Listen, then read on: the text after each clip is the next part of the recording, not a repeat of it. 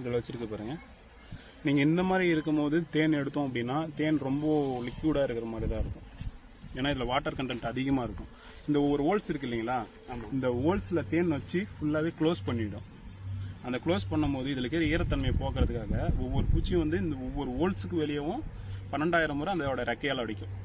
அடித்து அந்த வாட்டர் கண்டென்ட்டை வெளியே தூக்கிட்டு வெறும் பியூர் தேனை மட்டும்தான் சீல் பண்ணி வைக்கும். அந்த சீல் பண்ணால் எப்படி இருக்குன்றதை காட்டாயிருங்க.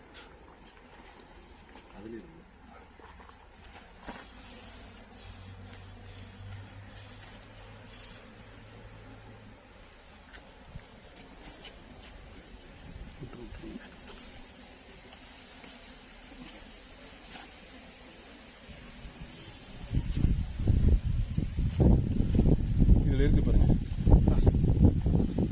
இது ஃபுல்லாகவே தேன் வச்சுட்டு அதை சீல்